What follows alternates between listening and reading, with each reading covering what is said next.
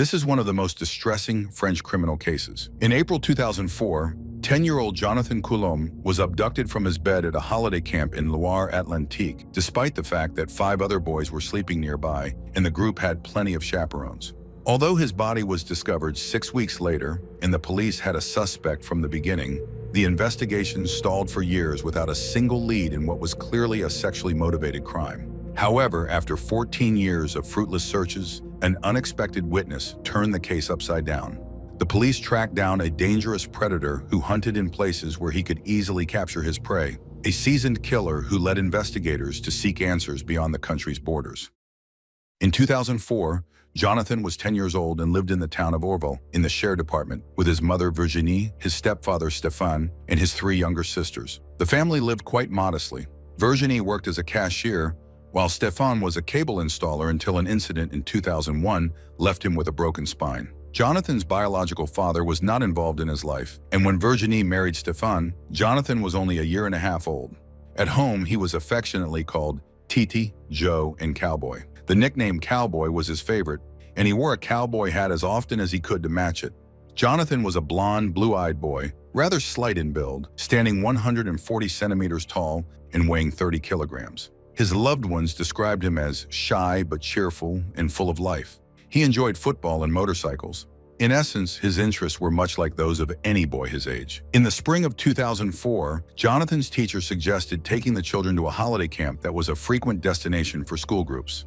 The plan was to bring the students to a seaside resort in Loire-Atlantique, specifically in the town of Saint-Brevin-les-Pins.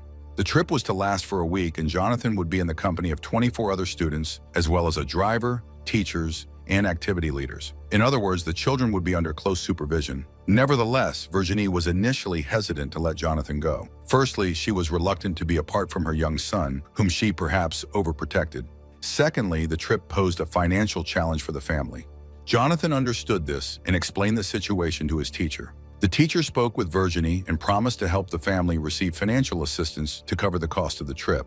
Although his mother still had doubts, Jonathan said to her, "Mom, do you realize I might be the only one not going?" This simple question tipped the scales in his favor. The family tightened their budget a bit, but they managed to prepare Jonathan for the trip. Thus, he was able to see the sea for the first time in his life.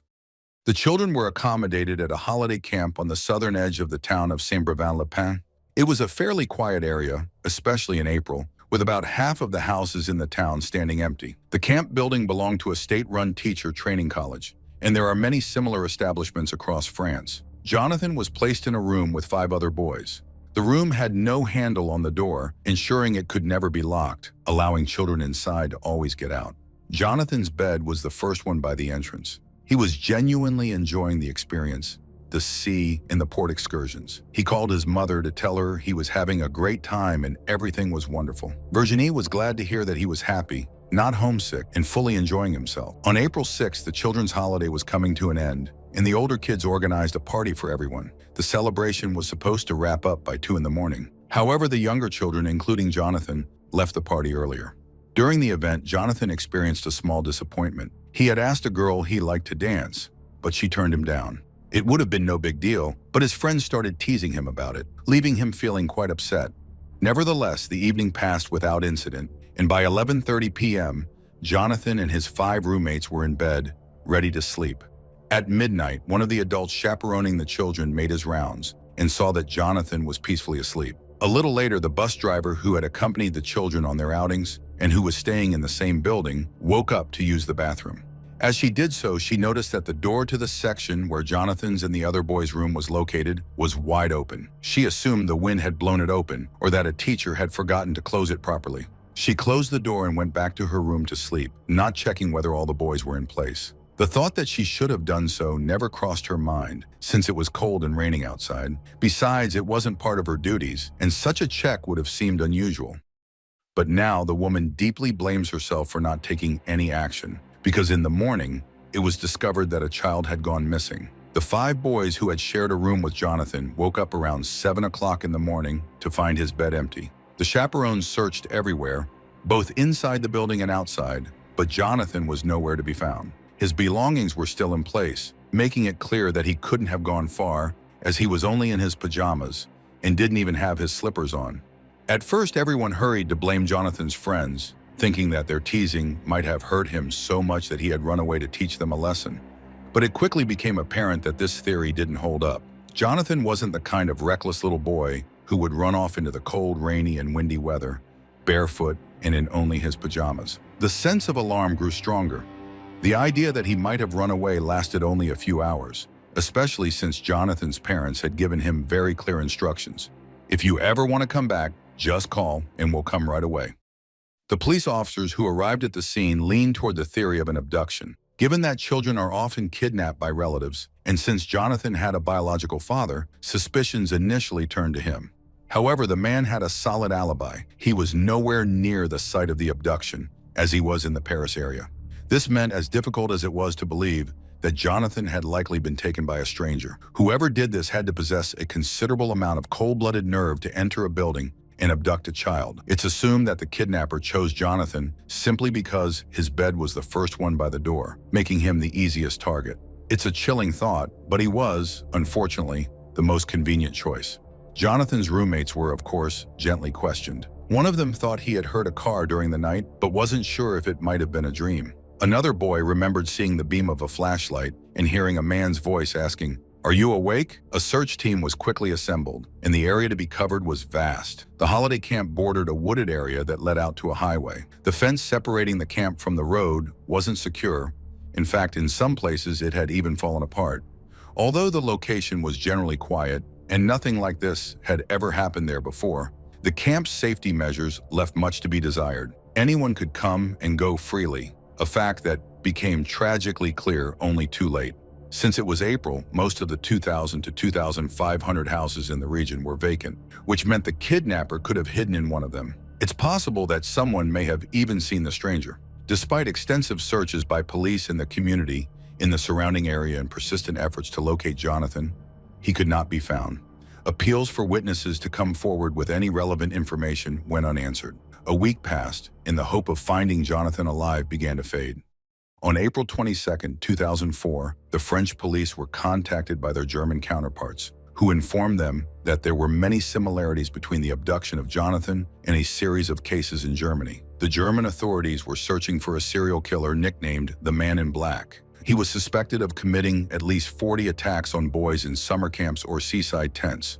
Additionally, 4 boys had been kidnapped and murdered. The French investigators took this lead very seriously, especially because a witness had reported seeing a car with German license plates parked near the holiday camp on the night Jonathan disappeared. However, despite this promising lead, there was no trace of the serial killer either in France or in Germany. The investigation had come to a dead end.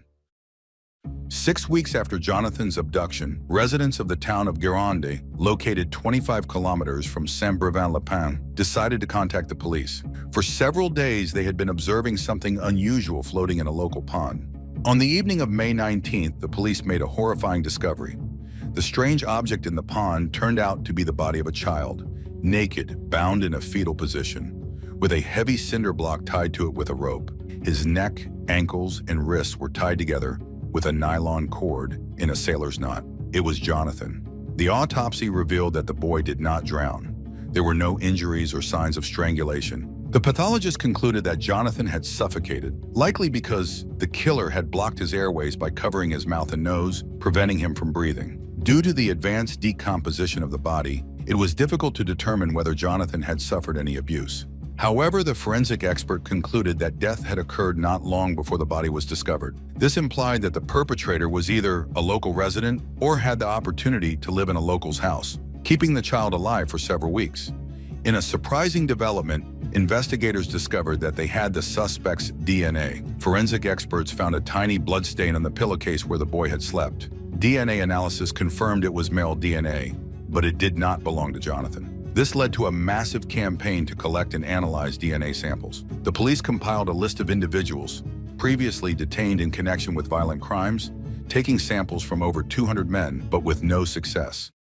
The investigation stalled again. 4 years later, a new team was assembled to review the case from scratch. Their findings would cast doubt on all the prior work and conclusions.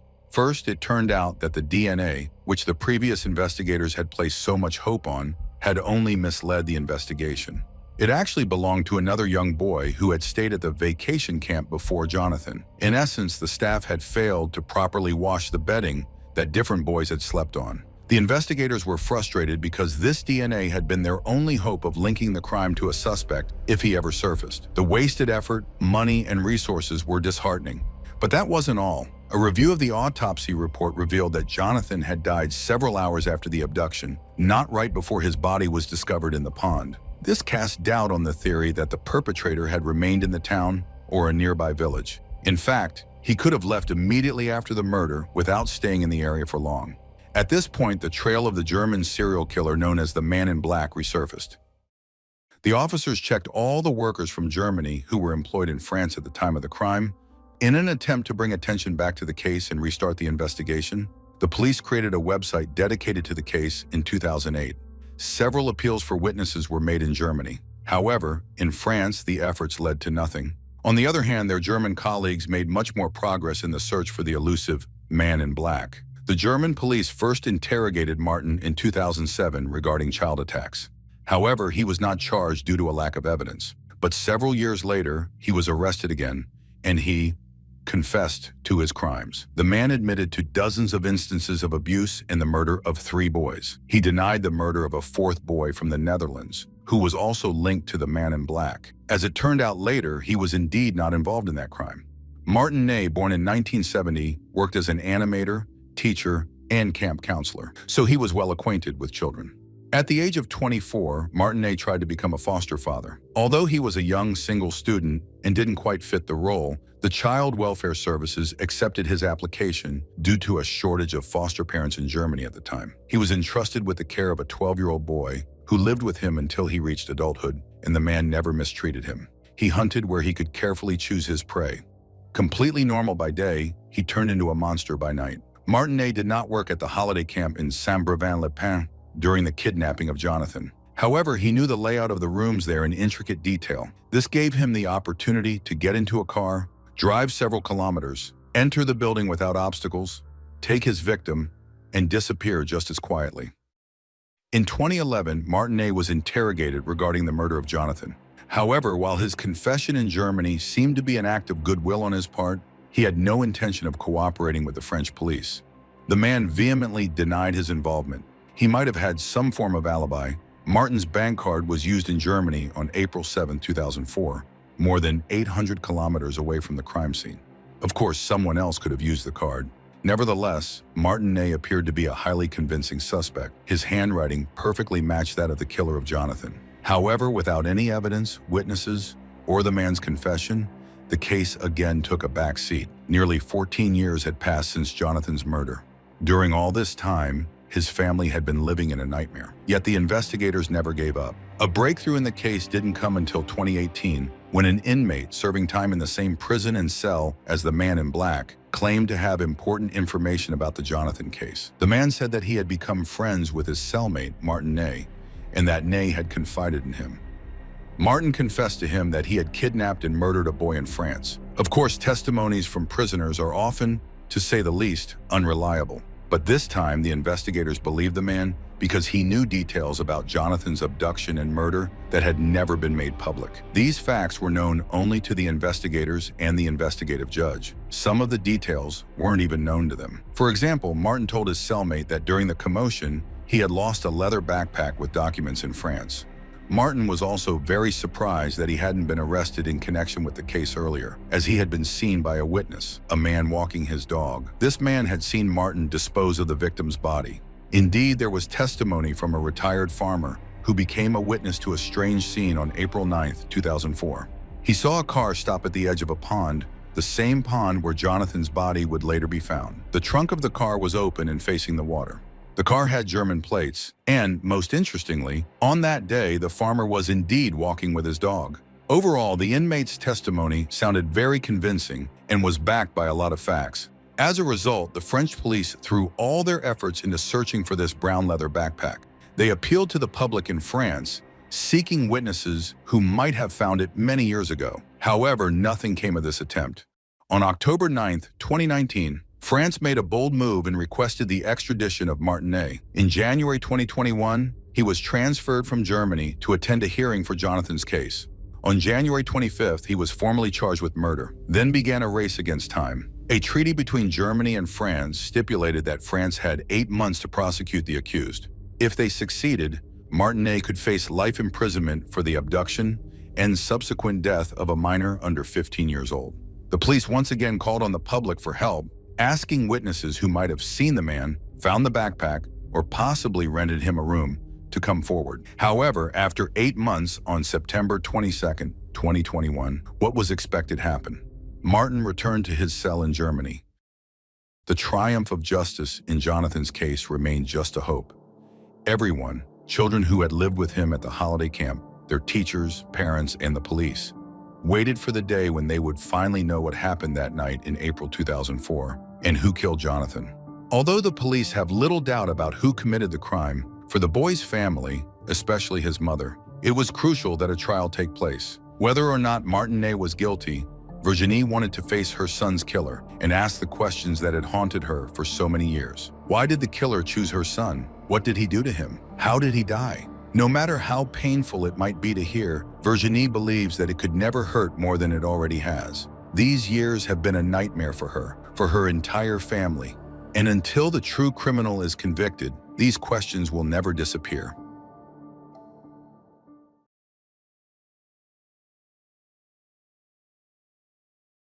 Lille, France, May 24, 1995. It was the day before a long holiday weekend, and by the afternoon, the city center was nearly deserted. Karen, a student at a local university, was preparing to pack her things and spend the weekend with her parents. She was accompanied by her friends, the brothers Regis and Lillian Legrand. At 5 p.m., the three of them climbed the stairs to the 5th floor of her apartment building. However, when Karen tried to unlock the door, she found it impossible. Something was stuck in the lock, as if a piece of a broken key was blocking it. Finding this suspicious, they speculated that someone might have attempted to break in. Lillian, the eldest among them, decided to force the door open. They did just that. However, inside the apartment, they noticed no signs of a break-in. Everything seemed to be in its place. Karen started packing her belongings for the trip, but the brothers felt uneasy. The broken lock incident left them concerned. Their thoughts turned to Karen's neighbor, 18-year-old Stephanie FAUVIAUX, who had not yet returned from her classes at the university. Wishing to avoid alarming her, they decided to leave a note explaining that they had broken the door due to the jammed lock. While Lillian wrote the note, Karen went to the bathroom to collect her toiletries. But then, a bigger shock awaited her. The bathroom door was now locked. Karen called her friends for help. The brothers leaned down to look through the ventilation opening at the bottom of the door and were horrified by what they saw. A human foot was sticking out from the bathtub. Could it be Stephanie? But if she had been in the bathroom all this time, surely she would have responded when Karen tried to enter earlier. Was the intruder still in the apartment, barricaded inside the bathroom? The young people were plunged into what felt like a nightmare. The brothers decided to break down the door again. When they finally burst it open, they froze, stunned by the sight before them. Inside, there was no intruder, only Stephanie. Everything suggested she was already dead. The upper half of her body was submerged in water, while her leg was sticking out of the bathtub. She was wearing a bathrobe, but it was so loosely tied that it barely covered her. What could have happened to Stephanie to result in her death under such horrific circumstances? The police arrived at 5:30 p.m., and the pathologist examining Stephanie provided answers to some of the pressing questions. Stephanie's face showed second-degree burns, likely caused by being submerged in hot water. She had been struck on the head at least 3 times with great force. She had also been strangled, and injuries to her intimate areas indicated a sexual assault or attempted sexual assault. It was evident she had been the victim of violence and the unspeakable aggression of her attacker. The police began collecting evidence at the crime scene, and investigators considered themselves incredibly lucky when they found a hair, most likely pubic, near the victim's navel. Finding such a rare and significant piece of evidence at a crime scene was a stroke of extraordinary fortune. This hair could provide the killer's DNA. The officers were confident that this clue would lead them to the murderer very quickly. Meanwhile, they interviewed Karen, who was in a state of shock. She and Stephanie had been friends for many years, having known each other since school. They got along exceptionally well, which is why they decided to share an apartment when they both enrolled at Lille University. Despite her shock, Karen managed to recall something important. Karen recounted that the morning of that day had been unusual. At 7:15 a.m., the intercom rang. Karen answered, but there was no one on the other end. At 7:30 a.m., the intercom buzzed again. This time, Stephanie answered, but with the same result, no response. Karen never found out who it was. At 8:05 a.m., Karen left to take an exam, leaving her friend alone in the apartment. Stephanie was preparing to take a bath at the time. While some police officers worked diligently at the crime scene, others faced an emotionally challenging but necessary task, informing Stephanie's family of her death. The call was answered by her elder sister, Valerie, who was celebrating her 25th birthday with her boyfriend. The officers learned that the sisters' parents, Francis and Jeanette FAUVIAUX, had gone on vacation to a campsite in the coastal town of Le Treport, Normandy, about 150 kilometers from their home. Since there was no phone at the campsite, Valerie had to drive there herself. Battling a lump in her throat, she delivered the devastating news to her parents, and they all returned together. The last family member to be informed was Fabrice, the youngest sibling, who had gone out to a nightclub and was not expected to return until morning. To this day, Fabrice feels deep regret for enjoying a carefree evening while his sister lay dead. Initially, the family speculated that Stephanie might have suffered a heart attack or something similar. They were yet to learn the true horrors of what she endured before her death. Meanwhile, at 7 p.m., while forensic experts were still working in the apartment, a young man appeared at the door. It was Vincent, an 18-year-old who was Stephanie's boyfriend. He had been unable to contact her and decided to come to her home. Only then did he learn that she was dead. Vincent was devastated and in shock. He told the police that he and Stephanie had been in a relationship for over 2 years. They had a wonderful connection and had planned to spend that evening together. Despite Vincent's grief, the police needed to act quickly on the case. The detectives asked him to look around the apartment, hoping he might notice something unusual or out of place that could aid the investigation. Vincent noticed that the chain and ring he had given Stephanie were missing. However, the apartment didn't seem like it had been ransacked by a thief searching for valuables. Additionally, the thief hadn't touched Karen's belongings. It was also hard to imagine a burglar locking the door behind them and then breaking the key in the lock before fleeing. Moreover, there were no signs of forced entry. This suggested that the jewelry theft might have been a distraction from the true motive behind the murder. It seemed more likely that the crime was driven by a deeper, more personal motive rather than a simple burglary. The autopsy revealed the cause of death for Stephanie. She died from asphyxiation. The crime took place in the morning of May 24th between 6 a.m. and 12 p.m. This timing suggested that someone from the building's neighbors might have seen or heard something related to the crime. The police questioned all the residents of the building, specifically asking if anyone had received a call on the intercom that morning. The answer was no, which was particularly interesting because the names of the girls were not listed on the intercom next to their apartment. This suggested that the perpetrator, if it was indeed him who called, knew who lived there. It was likely that the murderer called after Karen left for university, and Stephanie opened the door because she recognized him. Her family members confirmed that Stephanie was a cautious person, always double-checking things like locking doors and turning off the kitchen stove. Even at 16, she would check under the bed for hiding people. However, despite her cautious nature, she wasn't expecting any guests as she was preparing to take a bath. The police theorized that the killer arrived right after Karen left, as Stephanie had started running hot water for the bath, but hadn't yet diluted it with cold water. This likely caused the severe burns found on her face. The interviews with the building's residents yielded another significant lead. One neighbor reported seeing a young blonde woman near the building at around 8:15 a.m. She was using the intercom. The neighbor offered to let her in, but she refused, saying, No, my friend isn't home because she's not expecting me," and then walked away. The police immediately prioritized finding this blonde woman, as she could potentially be a crucial witness in the case. However, they didn't need to search for her. She came to the station herself. The woman turned out to be Veronique, Stephanie's best friend. That morning, Veronique had been running errands nearby and decided to stop by Stephanie's apartment on a whim. From Veronique, investigators learned that there had been tension between the two roommates, Stephanie and Karen. While they had been close friends in high school, their differences in personality had become more apparent over time. Karen was introverted and reserved, with a very small social circle. Stephanie, on the other hand, was outgoing, with many friends who often visited her at the apartment. The main source of conflict between them, however, was Vincent, Stephanie's boyfriend. Stephanie suspected Karen of flirting with him. Karen had given Vincent small gifts like his favorite jam, which Stephanie found suspicious. These tensions eventually led to an agreement that the two girls would not live together after the current year. This led investigators to consider whether Karen might have killed Stephanie out of jealousy, to eliminate her as a rival for Vincent's affection. Initially, they had suspected the killer was a man, but the theory of a jealous friend was compelling enough to warrant further investigation.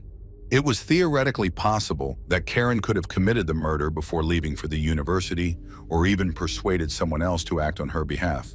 Such scenarios weren't unheard of in criminal investigations. Karen could have staged the scene to look like a robbery, and given that her own belongings were untouched, the idea wasn't entirely implausible. Karen became the prime suspect. She was interrogated several times, with investigators applying significant pressure, but they hadn't expected her to be such a tough nut to crack.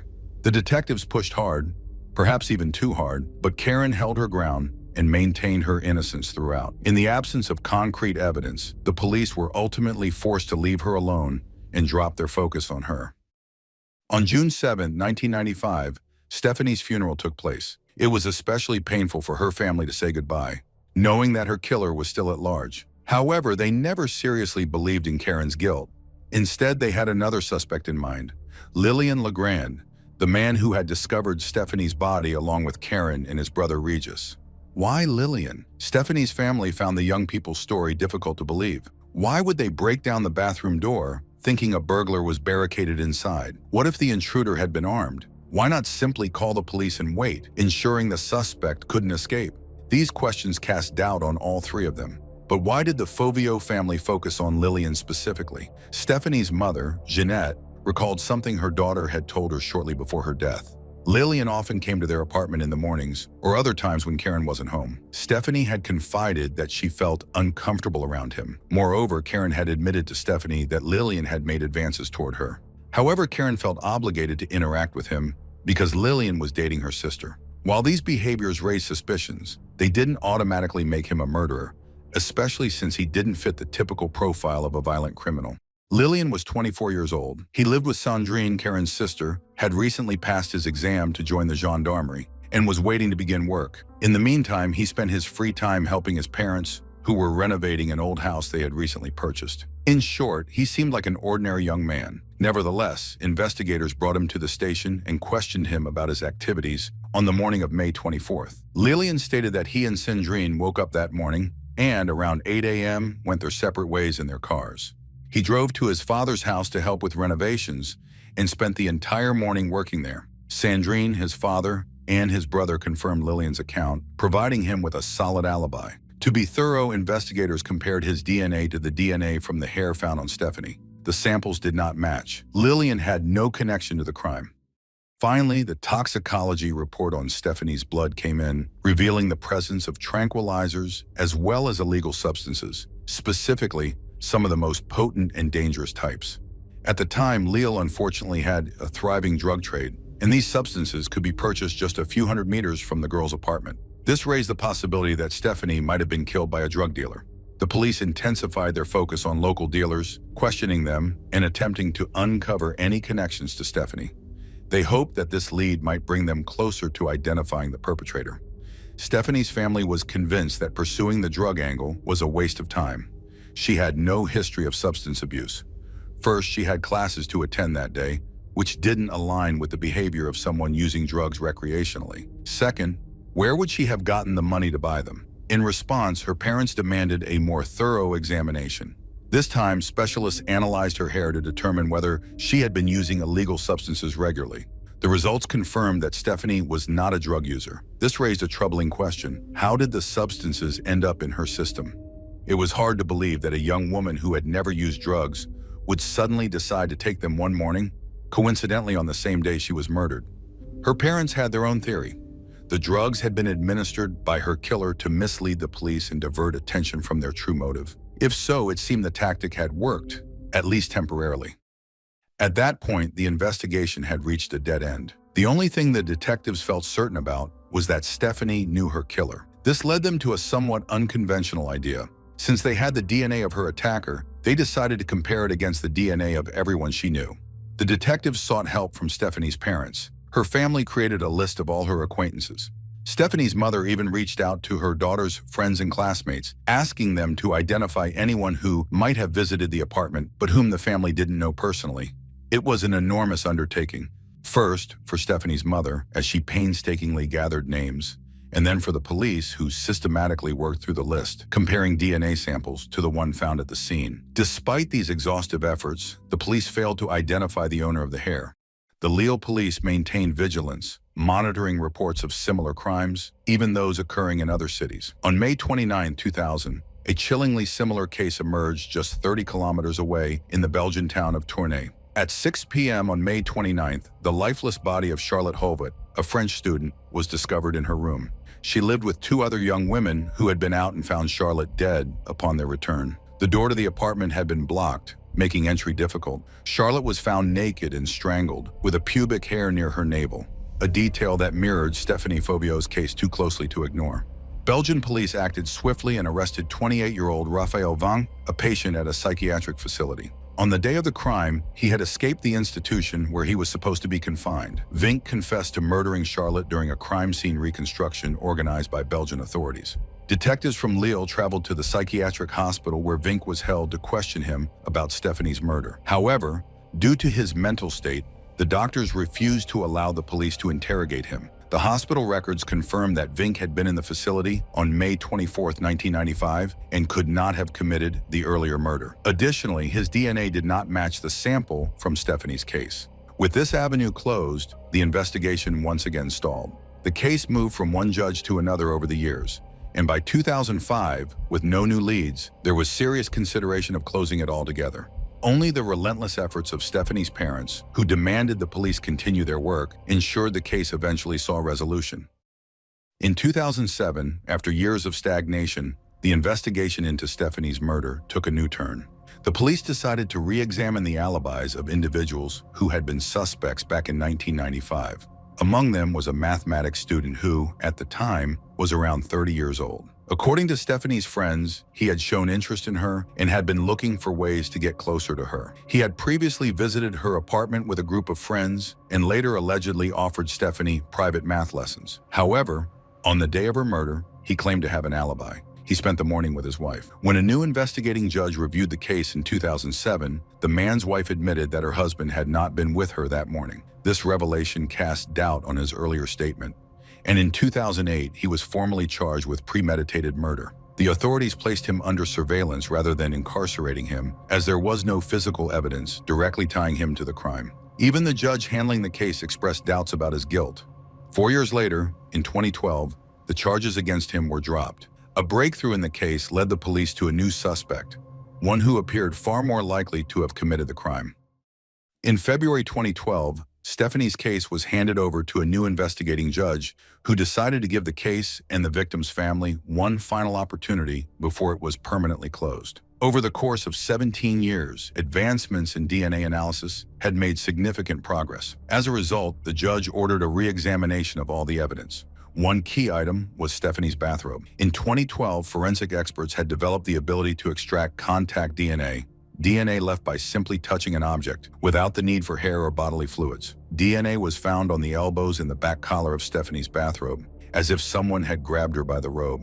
This DNA was mixed with the victim's blood, allowing criminologists to confirm that this DNA likely belonged to the murderer. But the most significant discovery was that the DNA found on the robe matched the DNA found on cigarette butts in the ashtray, cigarettes left by Lillian Legrand. What an incredible twist. 17 years after the murder, Lillian became the prime suspect once again.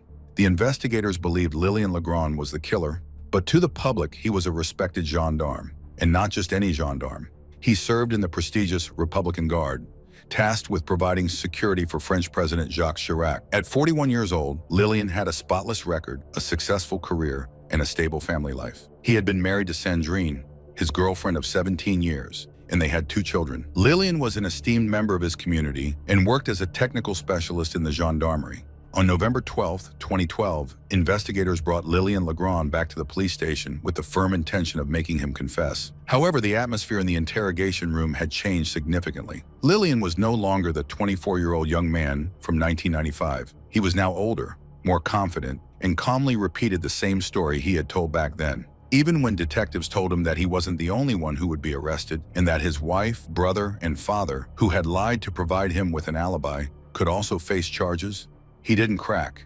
It wasn't until the investigators played their final card that DNA matching Lillian's had been found at the crime scene of Stephanie's murder that he finally gave in. It seems that this was the one revelation he wasn't expecting, and it caused him to admit his involvement. Lillian decided to confess, but claimed that what happened was an accident. He alleged that he had been in a secret romantic relationship with Stephanie, and they had met secretly 3 or 4 times. On the morning of the murder, he admitted to ringing the doorbell. Stephanie opened the door, and they began their usual passionate affair. However, according to Lillian, Stephanie tripped, fell, hit her head on the bathtub, and died. The police did not believe this version for even a moment. Stephanie had been in love with Vincent and hated Lillian, especially after learning about his inappropriate behavior toward Karen. This discrepancy led investigators to dismiss his story entirely and continue their pursuit of the truth. Lillian then provided another version of events. He claimed that he rang the doorbell, went up to Stephanie's apartment, and saw her in a bathrobe. Imagining that she was completely naked underneath, he wanted to be intimate with her and asked Stephanie to join him for a bath. Of course, she refused. He then grabbed her, and she fell while trying to break free from his hold. She lost consciousness, and he panicked. Lillian then decided to stage the scene as a robbery gone wrong. He strangled her and stole her jewelry. However, the investigators did not believe this version either. They questioned why there were at least 3 signs of blunt force trauma to her head. Why had he introduced illegal substances into her body? And why strangle her if she had merely lost consciousness? It became clear that Lillian was fabricating different stories in an attempt to avoid being charged with premeditated murder. Nevertheless, he did admit that he had been at the crime scene when Stephanie died, which was enough for the police to press charges for murder and attempted sexual assault. While in custody, Lillian wrote a letter to his wife, expressing regret. He told her that he had loved her deeply but had made a terrible mistake. He asked Sandrine to explain everything to their children. "At least now you know why I've suffered from insomnia for 17 years, he added. The trial began on October 10, 2016. For 20 years, Stephanie's family had waited for this day, hoping to finally hear the truth. But Lillian's statements shattered their hopes. He claimed that he had no involvement in Stephanie's murder, that they never had a relationship, and that he had not visited her apartment that morning. It was striking that, despite confessing twice, he now blatantly declared his innocence. Lillian sat there with a vacant expression, as if he were being tried for someone else's crime. He did, however, have a chance to get away with it when his defense attorneys offered an alternative explanation for the presence of his DNA on Stephanie's bathrobe. They argued that, since he had visited the apartment before, he could have gone to the bathroom, washed his hands, and accidentally wiped them on the robe hanging on the hook. This simple and fairly plausible explanation could have swayed the jury in his favor. However, the prosecution had one more trump card up its sleeve. The prosecutor called Melanie to the witness stand. She explained that she had known Lillian for a long time, as they had both been part of the same gendarme training program. Melanie lived in a shared barracks room with 4 other women, directly across from Lillian's room. At the time, he held a higher rank than the women, and Melanie witnessed how Lillian would regularly harass her neighbor. He would casually drop by for coffee or similar excuses, but only when the neighbor was alone in her room. On one occasion, he entered her room to look at photographs on the wall, including vacation pictures of her in a swimsuit. This behavior intensified, with Lillian sometimes walking completely naked on his balcony, which made the women suspect he was trying to show off to the woman he was interested in. Melanie's testimony painted a picture of Lillian's growing obsession, similar to the complaints Stephanie had made before her death. His actions pushed boundaries, reflecting an escalating attraction. The prosecution also highlighted Lillian's behavior as a family man. He had numerous affairs and was known for enjoying long baths with his lovers. After 5 days of trial, Lillian was sentenced to 30 years in prison, the maximum possible sentence. Lillian appealed, but the verdict was upheld. When the trial ended, Stephanie's parents were left with a bittersweet feeling of justice served. While the man responsible for their daughter's death was punished, they still didn't know what had happened in that bathroom between Lillian and Stephanie, nor did they hear any remorse from the killer.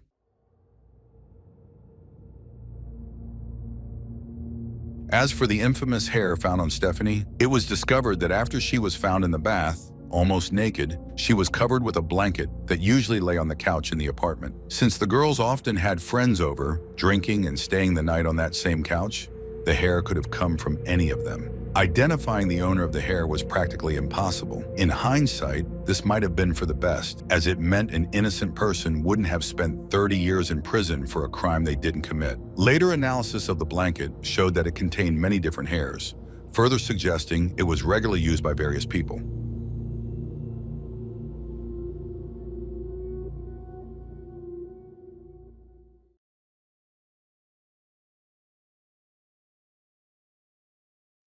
On January 12, 2007, the body of a woman was discovered in the Rambouillet forest, located west of Paris.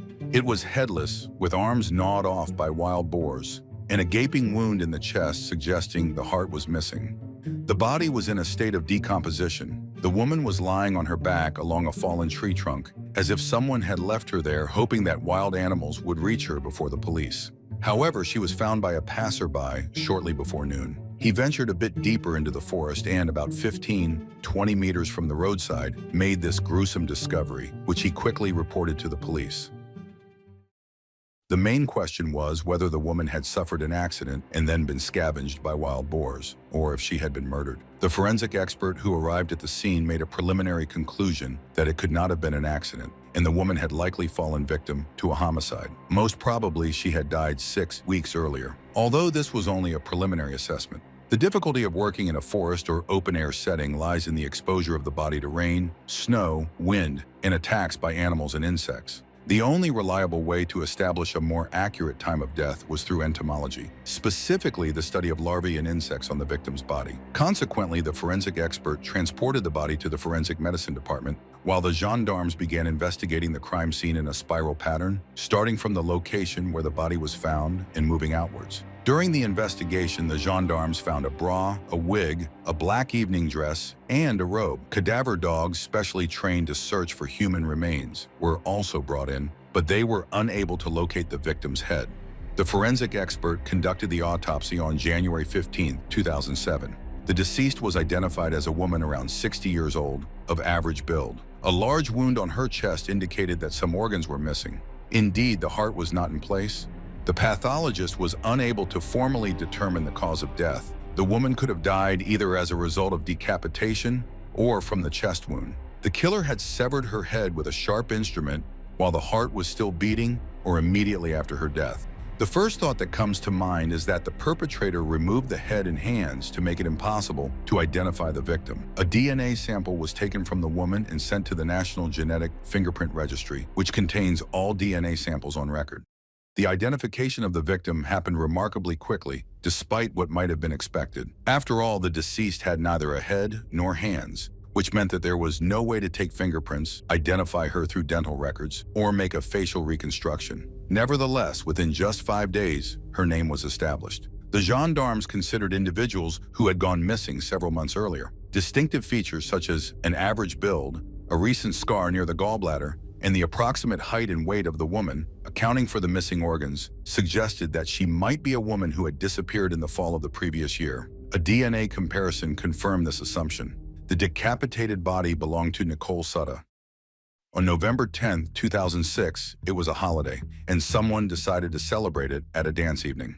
The event was supposed to take place at Nicole Sutter's Argentine tango school. However, for some reason, the host of the evening was not there to greet the guests. People gradually gathered and began to wonder, where is Nicole? The woman had not informed anyone that she would be late, which was completely unlike her. Friends and students called her mobile and home numbers several times, but without success. Nicole's daughter tried to reach her over the next few days, but the more time passed, the clearer it became that something had happened. She then reported her mother's disappearance to the police. The detectives began their investigation into the disappearance by studying the victim's background. Nicole worked as an accountant, but after retiring, she decided to turn her passion for dancing into a profession. She resumed dance lessons, earned a diploma, and in 1996 opened a school where she taught tango. The school was successful and Nicole was considered an excellent instructor. Her friends also loved and valued her. A friend recalls that she was an extraordinary woman who gave all her friendship unreservedly, asking for nothing in return. It was enough to ask for something, and she was always happy to help. Nicole was an expressive woman with a contagious laugh, passionate about her role as a mother and grandmother. It was clear that she enjoyed life and did not suffer from depression. She was certainly not the kind of person who would simply run away at the age of 62. The police's theory that Nicole did not run away on her own was confirmed fairly quickly. Forensic experts discovered stains on the white-tiled floor of her garage, which she had converted into a dance studio. These were drops of blood, Nicole's blood. However, at this stage of the investigation, the detectives still believed that Nicole might be alive and possibly kidnapped.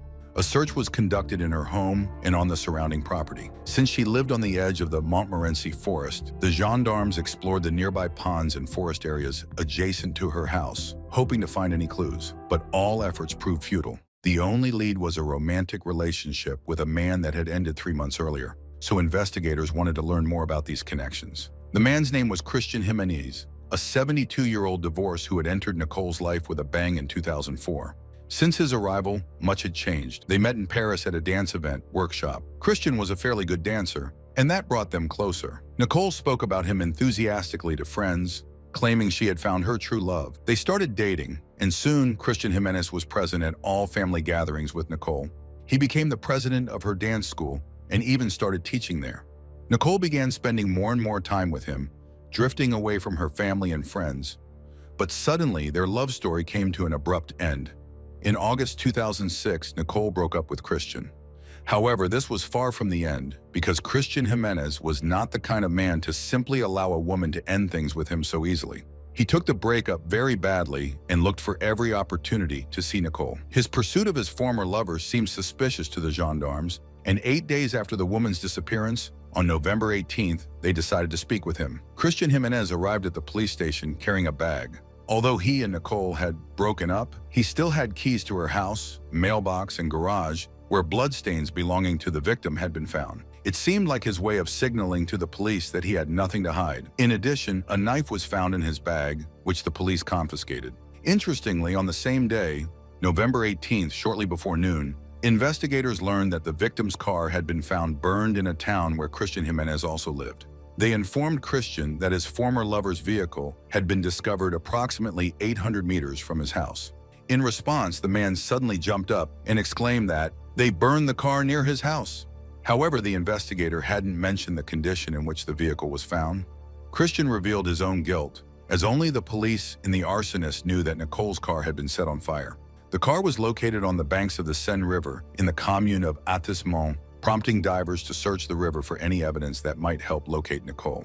At the same time, detectives found that on the day of Nicole's disappearance, Christian had been in the municipality of Daumont, where Nicole lived. This was confirmed through the pinging of his phone. His route on the day of the woman's disappearance looked extremely suspicious. He traveled from the municipality of Daumont, where Nicole resided, to Artissement, back to his own home, and then to the Rambouillet forest, where the body was found. Thus, investigators had evidence contradicting Christian Jimenez's statements. The man was arrested, and while he had been willing to cooperate with detectives before, he now became withdrawn and silent. When the gendarmes arrived at his home with a search warrant, they were struck by how bright, cozy, and warm Nicole's house was, in contrast to Christian's. His home was physically uncomfortable to be in. It wasn't dirty, but the windows were painted over, casting a shadowy gloom inside, as if the man sought complete isolation. In addition to that, he had a collection of animal paws preserved in formaldehyde, a liquid used for taxidermy. It was a peculiar collection. It's unlikely there is another collector in the world with something similar. Christian later explained that he started gathering this collection for an exhibition, but it was still a very strange choice. All of this added new details to an already grim portrait, something detectives would later confirm by speaking with his children and ex-wife. During the search, the officers discovered a receipt for 98-octane fuel.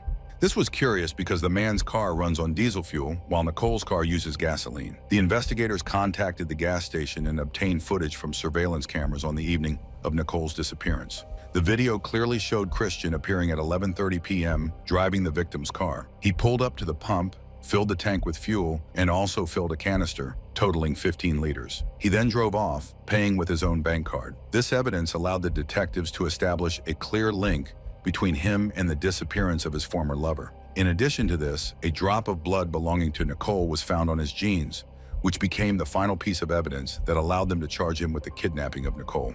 At that point, investigators still did not know where the woman was or whether she was alive. However, they were confident that Christian had knowledge of this.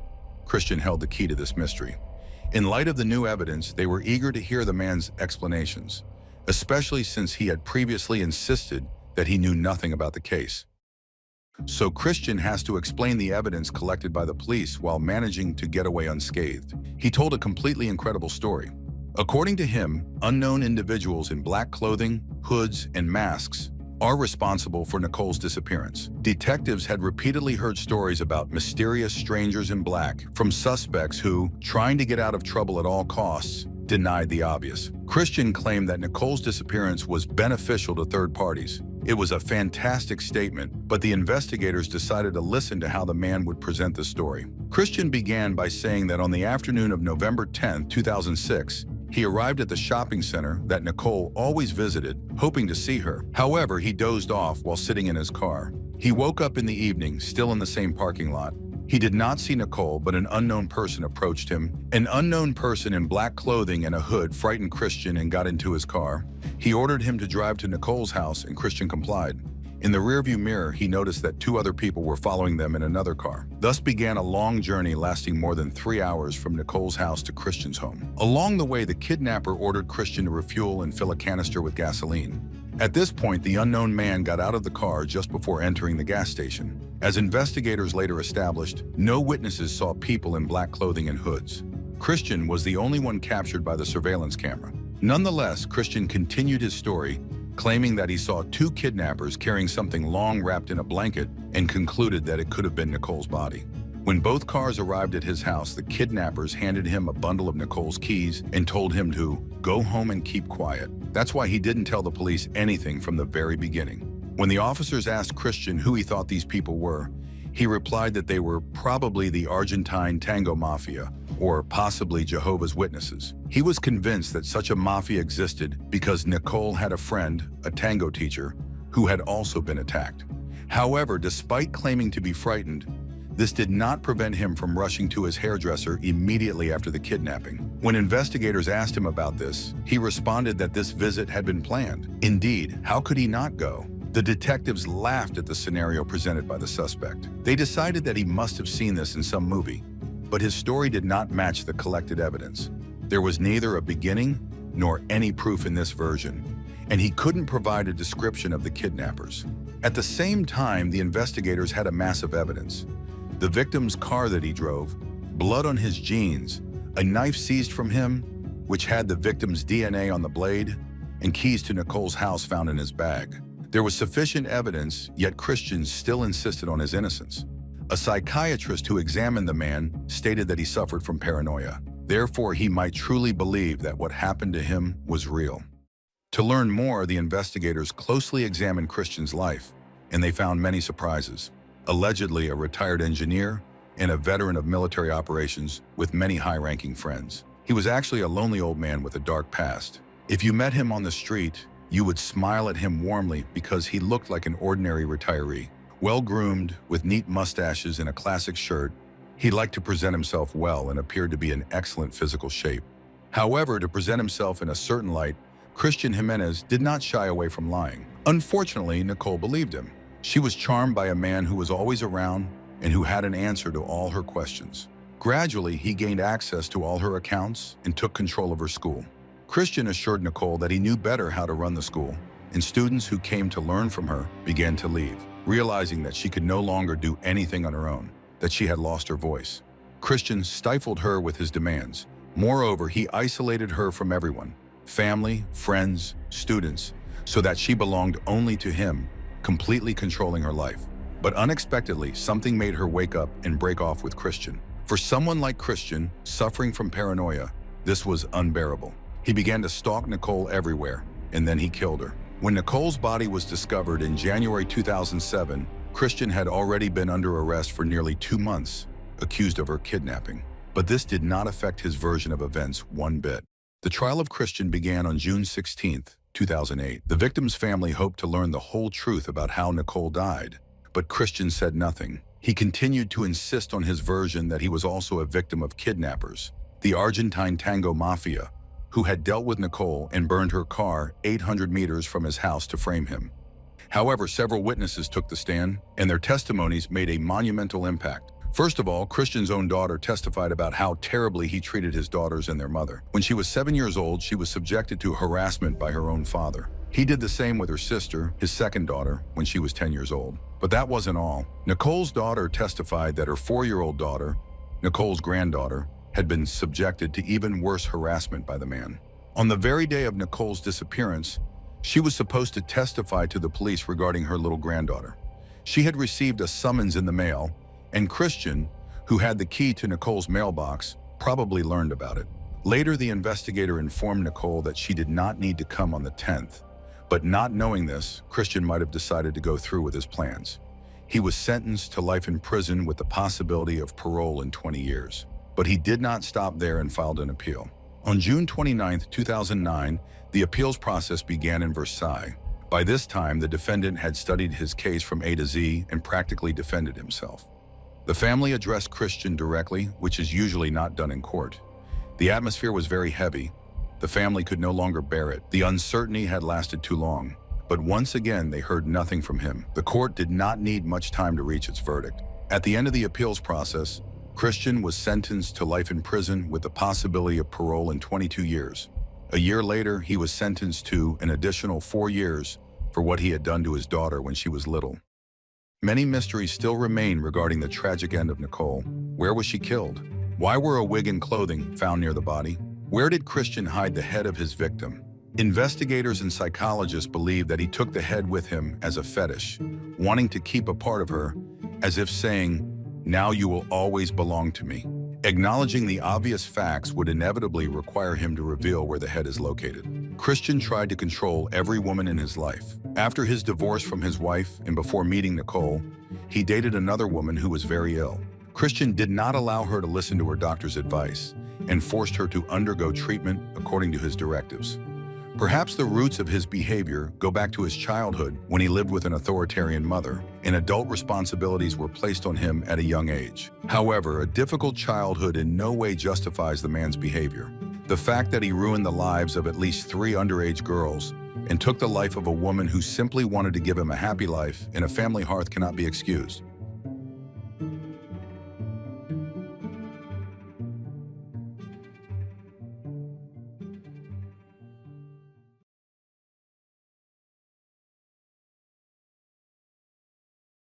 Imagine the most ordinary situation. You're walking to your car in a usually crowded parking lot, enjoying a pleasant spring day.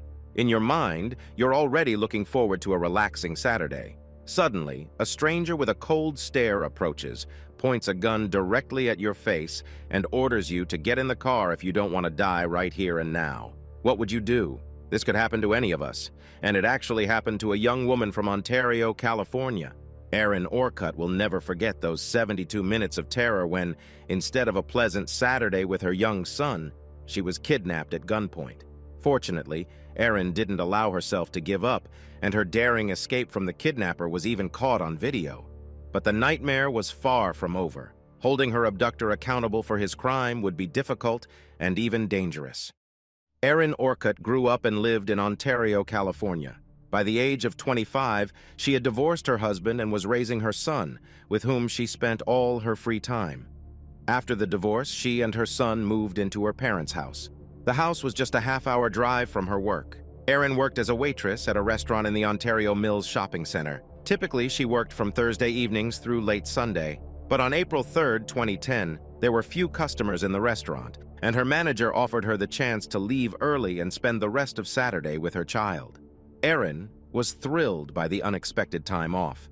However, she had no idea that this seemingly ordinary warm spring day would forever change her life. Erin stepped outside, and as she approached her SUV, pressed the unlock button on her key fob. One press would unlock only the driver's door, but Erin had a habit of pressing it twice, which unlocked all the doors at once. Suddenly, as if out of nowhere, a stranger appeared. He pointed a gun at her and ordered her to get into the car. Erin couldn't believe what was happening. She tried to quickly assess the situation. Usually, the shopping center parking lot was crowded, but this time, as luck would have it, there was no one around. Moreover, the man was large, and the petite woman wouldn't have stood a chance against him, even without the gun. For a moment, hope sparked in her when a second man approached and asked, "What are you doing?" He was bigger than the armed stranger and could have helped Erin, but she quickly realized that this wasn't her savior. It was the first man's accomplice. His question was asked with a half-smile on his lips and a stifled laugh. The armed man responded, "Don't worry about it," and jumped into the passenger seat.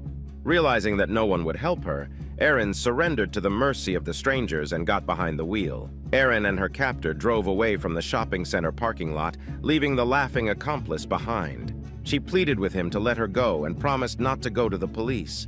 In desperation, she offered him her car and all the money she had if he would release her. The man ignored her pleas but didn't tell her where to drive. She considered various options, seriously thinking about crashing the car or driving off the road, but she didn't have the chance. The captor demanded that she pull into the nearest parking lot. It was a fairly busy place with a warehouse, a restaurant, a liquor store, and a gas station nearby. This worked in Erin's favor because it was a popular spot for police officers who frequented the restaurant. The man wanted her to drive to the back of the warehouse, but there were gates there that could only be opened with a code, so he ordered her to find a more secluded spot. Erin parked the car in a way that kept them visible to several nearby establishments. She genuinely didn't believe the man would do anything to her because it wasn't an abandoned place and someone could walk by the car at any moment. But she didn't account for the tinted windows of her SUV. When Erin stopped, he pointed the gun at her and demanded she move to the back seat. Her heart sank as she realized what was about to happen. Erin burst into tears, but the man coldly shoved the gun into her mouth, ordered her to be quiet and take off her clothes. She was terrified but obeyed. Tears streamed down her face. He joined her in the back seat, sitting in her child's car seat, which reminded Erin of her son waiting at home and how crucial it was to make it back to him alive. The girl was shaking uncontrollably. To show he was serious, the man cocked the gun. A bullet ejected and fell onto the seat behind Erin. Considering that the barrel was just centimeters away from her head, the sight of the armed gun demonstrated to Erin the hopelessness of her situation. She realized the weapon was fully loaded and he was ready to use it. The man forced Erin onto his lap and tried to assault her, but his body didn't obey his desires. Enraged and frustrated, he took out his anger on his victim. The assailant punched Erin several times in the face and stomach. He looked at her with empty eyes and kept hitting her. Then, he forced her to lie on her stomach and tried again. But once again, he failed. The man became even more furious. He concentrated his blows on her face, his expression unchanged, as if he wanted to see how she would react to being hit. At some point, blinded by a flash, she was shocked to find that he was pointing not a gun at her, but a phone. His grin was chilling. A new level of torment came when he asked her to smile for the camera. Erin endured one humiliation after another, hoping that someone passing by might notice what was happening in the car and call the police. Unfortunately, the SUV's tinted windows made this scenario unlikely. Over the next hour, the man beat and strangled Erin, shoved his fingers into her mouth and tried to assault her in various ways, all while taking pictures. It was later revealed that he was sending these photos to his accomplice with the caption, "Guess what I'm doing?" Between bouts of violence and beatings, he terrified Erin with threats of death. After an hour, the exhausted girl curled up in the car to protect herself from the blows.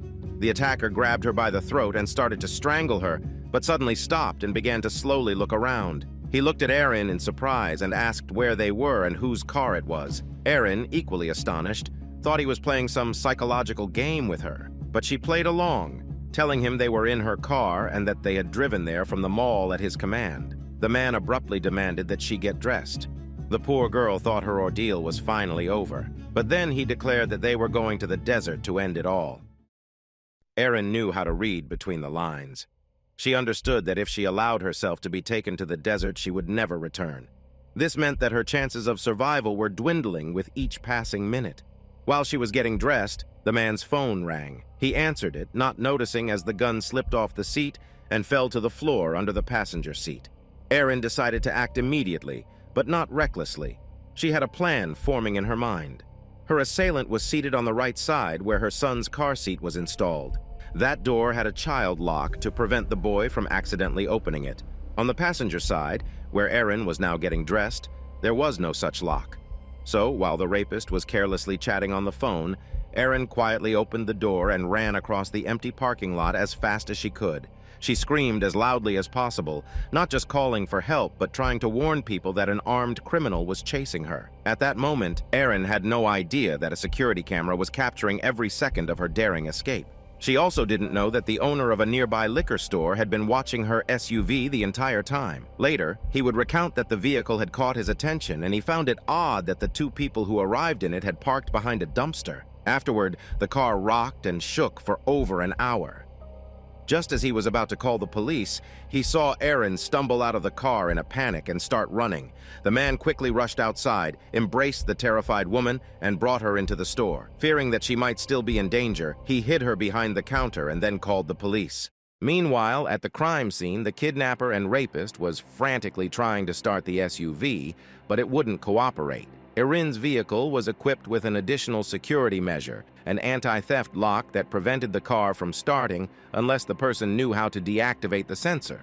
Of course, the assailant had no idea where the sensor was located. Realizing that he couldn't make a getaway with the car and was only wasting time, he fled the scene. When the police arrived and inspected Erin's vehicle, they discovered a series of clues left behind by the perpetrator.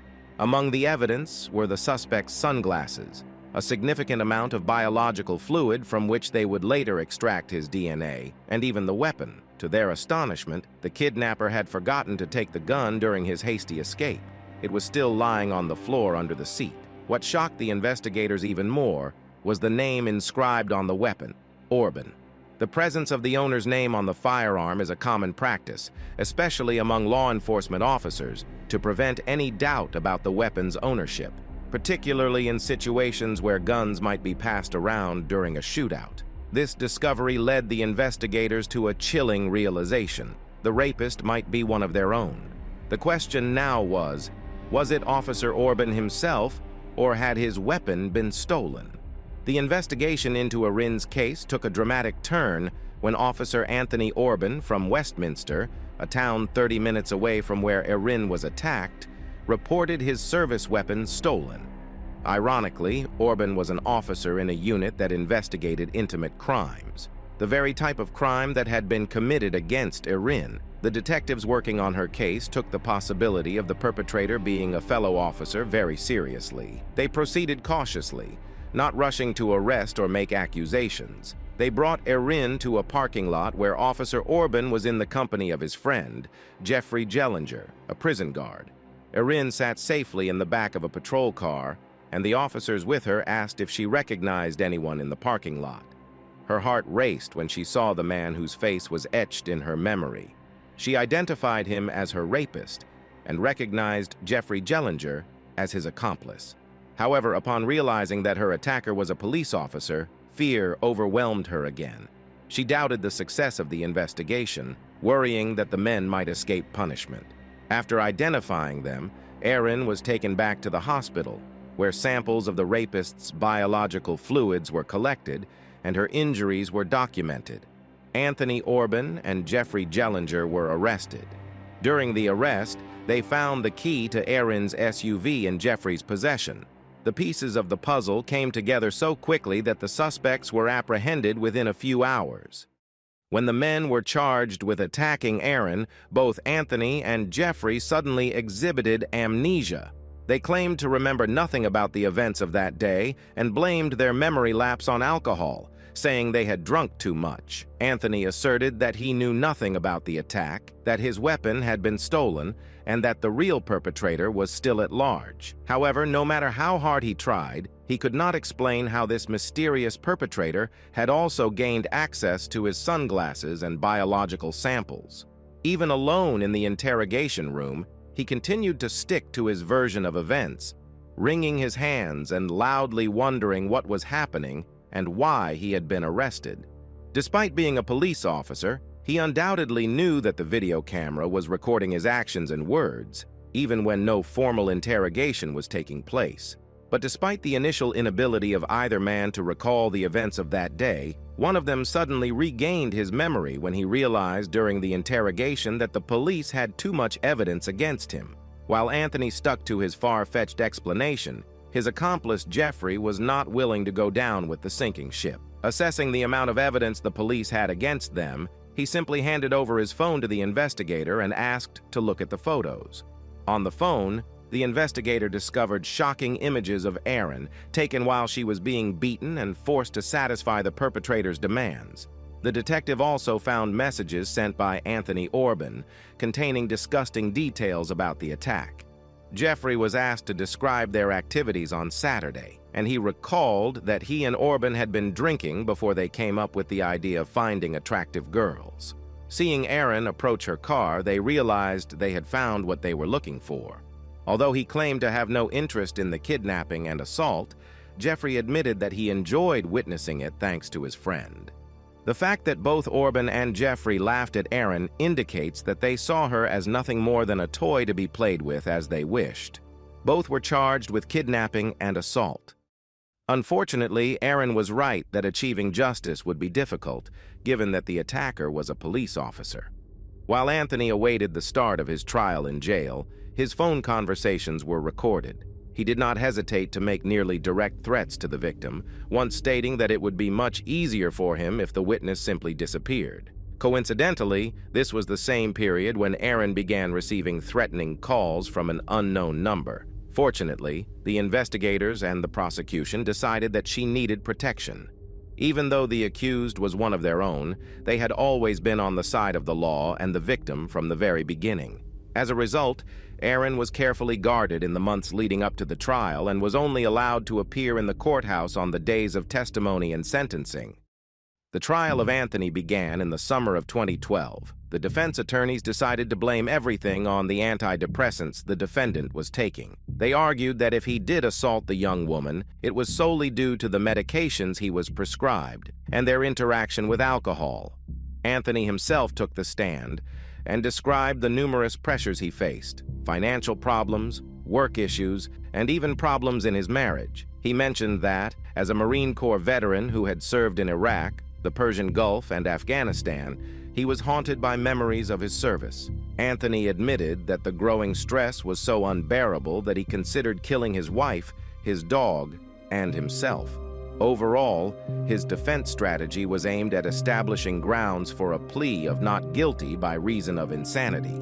He even expressed a belief that he was possessed by demons. Anthony's wife and friends confirmed that he was not well during the attack on Aaron and that he was taking antidepressants, which clouded his judgment. To cast doubt on Anthony's testimony, the prosecutor presented a copy of a journal found in his apartment, which included an article about a war veteran who was tormented by memories of service and consequently killed his wife, his dog, and himself.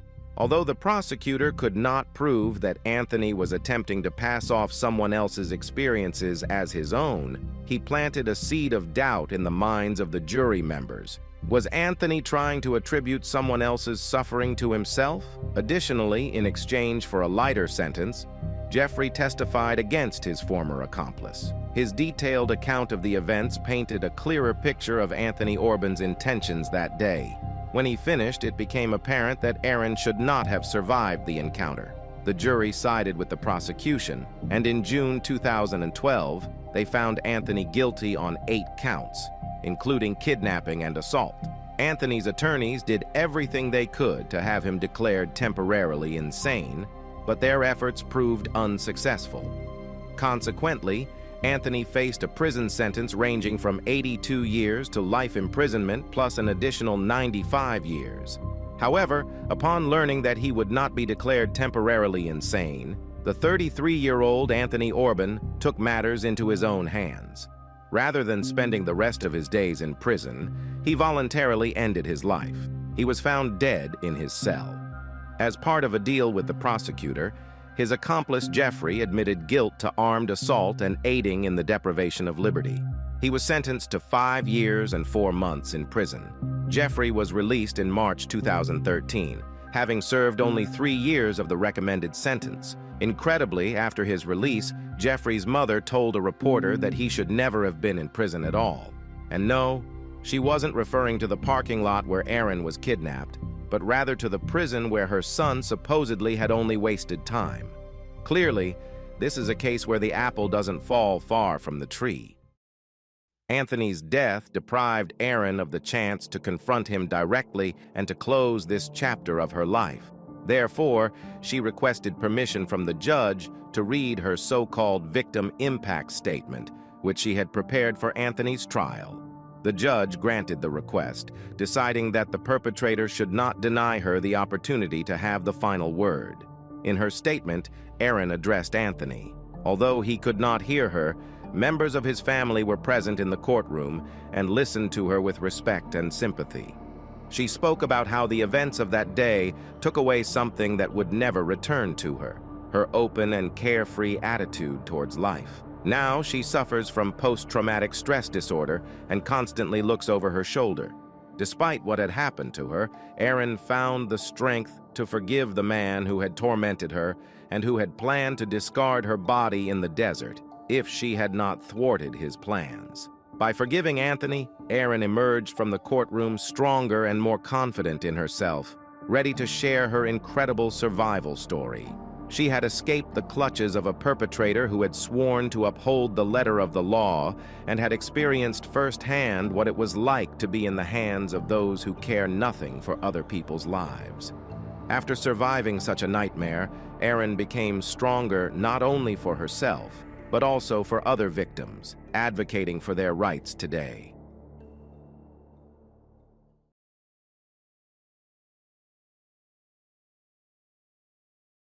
On December 26, 1996, the manager of a company that specialized in installing electrical equipment had just finished a hearty lunch and was heading back to his office when something unexpected caught his eye. A gray-blue minivan was parked on the roadside, appearing to have a flat tire. The man slowed down. He recognized the minivan. It belonged to his employee, 32-year-old Patty Vaughan. The sight seemed to explain a lot, as Patty hadn't shown up for work at her usual time that morning. Even though the day before had been Christmas, Patty wasn't one to party too hard, so her colleagues were wondering why she hadn't arrived on time. Her boss assumed that with a flat tire, she might have abandoned the van and walked the 3 kilometers to the office on foot. With this in mind, he continued on to work, but Patty wasn't there. By that point, no one had heard from her for over a day. Thus began one of the most heartbreaking and frustrating cases in Texas history, where the killer seemed to be just a hair's breadth away from being charged. At first glance, Patty and Jerry Ray Vaughan seemed like the perfect couple. They lived in a lovely home in Lavernia, Texas, and were raising 3 children, 9-year-old Brittany, 7-year-old Ray, and 6-year-old Tyler. Jerry Ray, who everyone called JR, owned a construction contracting company and was able to provide financially for the family. He insisted that Patty not work and stay home with the children. So for 11 years, she had been a stay-at-home mom, attending church and singing in the church choir, while her husband managed his business. But this idyllic picture was deceptive. Patty didn't often complain about her husband, but it was clear she was unhappy with his excessive control over her. After quitting her job and becoming a mother, she fell entirely under his influence. JR didn't allow her to earn her own money and would often make insulting and demeaning comments about her. Although Patty never went to the police, her acquaintances claimed that there were times when he would physically abuse her. But by the fall of 1996, she realized that things could not continue as they were. Surprisingly, her husband understood and agreed to separate. JR moved into a rental apartment, and for the first time in many years, Patty got a job at a company specializing in electrical installations. She worked as a receptionist, and she genuinely enjoyed the job. Her loved ones immediately noticed that she was blossoming. For the first time in years, she seemed happy. Just before Christmas, Patty confided to her family that there was another reason for her newfound joy. A new man had entered Patty's life, although not entirely new. Patty had met Gary back in 1982 when she was 18. The young couple fell in love, but their happiness was very short-lived. Everything came to a sudden end when Gary's former girlfriend, whom he had dated before Patty, announced that she was expecting his child. Gary decided that the child shouldn't grow up without a father. Even though he truly loved Patty, he honestly told her everything, broke up with her, and married the other woman. Patty was devastated, completely crushed by the breakup, but now it seemed like Patty and Gary were getting a second chance at happiness, as Gary had recently divorced his wife. On Christmas Eve, Patty decided to introduce Gary to her family. She was nervous about how they would react to their relationship. Patty had a good reason to be anxious about introducing Gary to her loved ones, as she had already been publicly humiliated over their relationship. It all started a couple of weeks earlier on December 13th, when Patty and Gary went to a Dairy Queen to have lunch. A man who attended the same church as Patty saw them together. He was aware that Patty had separated from her husband 2 months prior, but felt that it was inappropriate for a married woman to be having lunch with another man. He reported this to the church minister. Instead of advising the man to mind his own business, the minister shamed Patty during a choir rehearsal, publicly declaring that she was unworthy of representing the church due to her immoral behavior. The situation escalated to the point where some townspeople openly shared their disapproval with Patty. Fortunately, this did not affect her relationship with Gary, and they continued to see each other. Patty's family also showed much more understanding. They supported her, and the introduction went well. Her loved ones were simply happy to see her truly happy for the first time in a long while. After a wonderful evening together, it was time to say goodbye at midnight, but the family agreed to meet again the following day. On Christmas morning, Patti, JR, and the kids went to church together and then returned to the family home where they exchanged gifts. They were trying to make the separation less painful for the children, so they agreed to spend the holiday together. Additionally, JR's relatives were expected to join them later in the day. After that, JR planned to head out, and Patti was supposed to drop the kids off at her Aunt Jean's house for the evening. She intended to spend time with Gary. They had planned to watch a movie together while Jean and Patty's cousins, Kathy and Barb, looked after the children. However, when evening came, Patti never brought the kids to her aunt's house. She didn't even call to let them know she wouldn't be coming. Her relatives were a bit concerned, but assumed that the visit with JR's family had simply lasted longer than expected. However, that wasn't the case. The next evening, JR called Patty's family. Kathy answered the phone, and JR shocked her by saying that Patti had been missing for almost a day. Why did he wait so long to report it? He explained that they had planned to spend the holiday together with the kids, but at some point, Patti got angry with him, stormed out of the house, and drove away. At first, JR wasn't too concerned, but when Patty's boss called him to say he had found her car with a flat tire and no sign of Patti, JR realized something was wrong. JR then took a spare set of keys to her boss, who drove the car back to the office. Shocked by what they heard, Kathy, Barb, and Jean immediately reached out to Gary. They hoped that Patti might be with him, though it seemed unlikely. After a fight with her husband, Patti would most likely have gone to her beloved aunt and cousins. Their instincts were correct. Gary hadn't seen Patti on Christmas, and she hadn't called him. He was just as surprised and worried as they were. This frightened the women even more, and they contacted the sheriff's office to report her disappearance.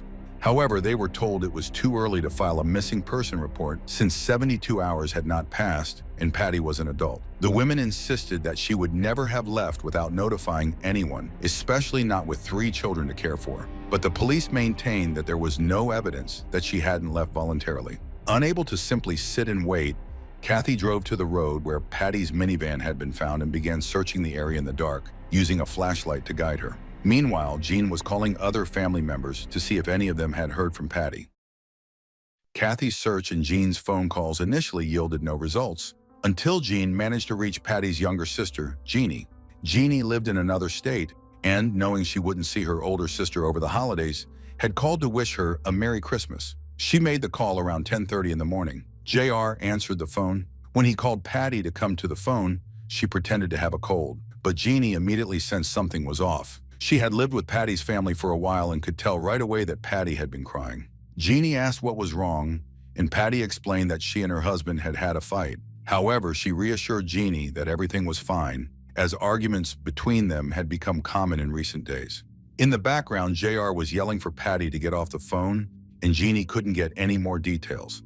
But now it was certain that Patti had been home on Christmas morning, and the argument between the couple wasn't as spontaneous and unexpected as JR had described. In fact, they had been fighting all day. The first thing on the morning of December 27th, Jean, Kathy, and Barb went to Patty's workplace to inspect her minivan. To their horror, they discovered that there was no puncture on the supposedly flat tire. It turned out that someone had simply let the air out of the tire.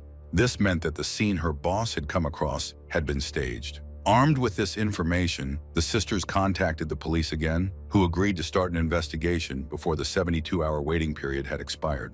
They began their work by confirming that there were no issues with the tire. However, upon examining the interior of the vehicle, investigators noticed things that the women had overlooked during their initial inspection. First, there were no keys or handbag that Patti had taken with her when she left the house. Second, the driver's seat had clearly been adjusted by someone else. It was positioned differently than how Patti usually set it. But the most alarming finding was that the car was spotless. Patti regularly drove 3 young children, and there were usually toys, snack wrappers, crumbs, and similar debris scattered throughout. However, the vehicle had been cleaned with soap and water, and it hadn't even dried yet. Suspecting that there might be blood, forensic experts took samples for analysis.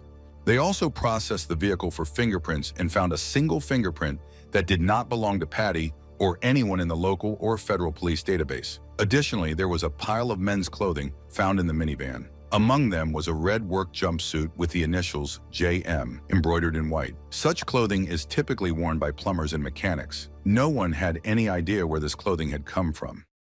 The search for Patti began in earnest. Thanks to extensive coverage of the incident in local and national media, more than 500 people participated in the search. Most of the efforts were concentrated in the area where her vehicle had been found. Police, along with search dogs, even examined a small pond located a short distance from the highway. However, despite all the efforts, the extensive media coverage, and the mountains of flyers distributed by her family and friends, Patti remained missing. On December 29th, the search was called off. While the police continued to investigate her disappearance, they suspected a far more serious crime had occurred. They focused their efforts on interviewing potential suspects. The first suspicion fell on Gary. He was a relatively new man in Patti's life. During an interview with investigators, a curious detail emerged. On Christmas Day, Gary and his sister had driven past Patti's house. They saw both spouses' cars in the driveway and the children playing outside. They simply passed by because they were planning to meet Patti that evening and didn't attempt to stop or knock on the door. Investigators speculated that Gary might have been jealous, imagining the couple reconciling. However, they quickly dismissed this idea. Firstly, the jealousy theory made little sense. According to everyone close to Patti, she was excited about her future with Gary. Secondly, he had an alibi. He had been with a family member all day, including at the time he drove past Patti's house. Thirdly, he seemed the least likely person to have something to hide. Gary was genuinely shocked when he was informed of Patti's disappearance and was the first to offer any assistance. He actively participated in the search, handed out flyers, and even volunteered to take a polygraph test, which he passed successfully. As it became clear that Gary was not involved in Patti's disappearance, the police considered another possibility, that someone from the town who had a vested interest in the couple's relationship might be connected to her disappearance. This theory would seem far-fetched if not for the public humiliation Patti had experienced at church, which indicated that such a possibility was not entirely unfounded. Still, while the public shaming was indeed degrading for Patti, there was no evidence suggesting that anyone in the town had decided to act more aggressively or take matters into their own hands. This left the police with one obvious suspect, Patti's husband, with whom she was no longer living but had not yet officially divorced.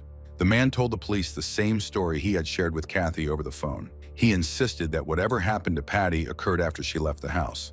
However, interviews with family acquaintances painted a fuller picture for investigators, not only of the day of Patti's disappearance, but also of the man's possible actions afterward. Firstly, Patti spent most of the holiday locked in the bedroom. This was unusual behavior for her, especially considering that guests were arriving. Family members visited throughout the day, but JR told everyone that they wouldn't see Patti because she was in the bedroom and feeling unwell. Secondly, on Christmas Day, Patti called a locksmith to change the front door lock so that JR could no longer enter the house. Thirdly, when JR's sister Marilyn arrived, instead of spending the holiday together as planned, JR asked Marilyn to take the children to their younger sister's house. Marilyn complied with his request, effectively leaving the quarreling couple alone in the house together. This made the husband the last person to see his wife before she vanished. After his wife's disappearance, JR behaved very suspiciously. He did not assist in the search for her at all. However, he was always curious about where the search efforts were taking place. He explained this by saying that he needed to stay with the children and didn't want to leave his DNA on anything that might be found during the search. But if that were the case, why did he not even hand out flyers? Patti's mother, Patsy, brought him a stack of flyers that he was supposed to distribute, and she was very disappointed when, on her next visit, she saw them still in the same spot in the house. When Patti's boss called him and asked him to bring a spare set of keys, JR responded that he couldn't come because he was officially filing for divorce. But that wasn't all. On the very day of his wife's disappearance, he re-entered the house and soon replaced her messages on the answering machine, as if he knew she would not return. Additionally, 2 days before her disappearance, JR informed his landlord that he was giving up the apartment. There were too many strange coincidences to dismiss them as mere chance. However, the man had answers to all the questions. He stated that all his actions were the result of an argument with his wife. When he learned that she was dating Gary, he became angry. JR considered the relationship inappropriate and did not want a man he didn't know getting close to his children. Therefore, he threatened Patti that he would take back the house and ensure that she would never see the kids again. To show the seriousness of his threats, he moved his belongings back in. He claimed that the divorce filing was actually a manipulation. He wanted to issue an ultimatum to force his wife to reconcile. The refusal of the apartment was supposedly just a coincidence. The apartment was located in a somewhat unsafe area, and he decided to look for another one. But shouldn't he have found a new apartment before giving up the old one? But these explanations could be either true or fabricated. Therefore, investigators asked the man to allow them to search the house. He consented. However, since the house was not officially considered a crime scene, it was inhabited by people. While the forensic team searched for evidence, JR and his sister Marilyn were present in the home. The woman's behavior was appalling. She interfered with the forensic team's work, interrupted them, and asked inappropriate and annoying questions. It was surprising that they managed to find anything at all, but they did uncover several intriguing pieces of evidence. First and foremost, it was clear that the master bedroom had been meticulously cleaned recently, just like Patty's car.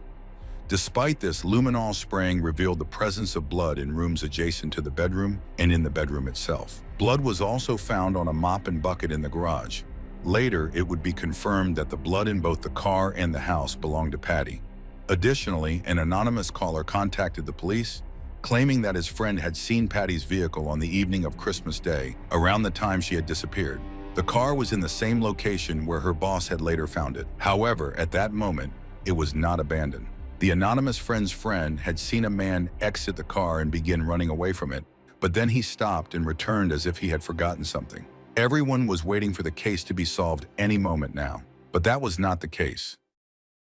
It's important to remember that this case took place in Texas, where a number of states, including Texas, adhere to an unwritten rule: no body, no crime. While the traces of blood, particularly on the mop and bucket, were indeed suspicious, they were not enough to warrant charges. There simply wasn't enough blood to prove that a murder had occurred. Additionally, significant evidence was compromised simply because Patty's home had never been secured as a crime scene. People continued to live in the house, which led to the loss of crucial evidence.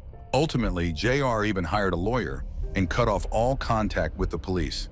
Patty's family didn't need additional evidence or his confession. 2 months after Patty's disappearance, her mother, Patsy, stormed into JR's house in the dead of night and attacked him with a baseball bat. She was charged with assault, but the case never went to trial. The only hope remained in finding Patty's body. Unfortunately, by spring 1997, when it became clear that all the blood found in the house and car belonged to Patti, no one expected to find her alive anymore. The most promising lead for the police was that during the time of her disappearance, JR's construction company was working on building 2 schools. One of the workers reported that JR had shown a peculiar interest in the concrete pouring process, even though he had never done it before, and it wasn't part of his duties. The police speculated that Patty's remains might be buried there. In May 1997, investigators brought in a ground-penetrating radar unit to one of the schools. They also enlisted the help of cadaver dogs trained to find human remains. Officially, they didn't find anything, although Patty's family claimed that there were areas that appeared suspicious to specialists during the scanning.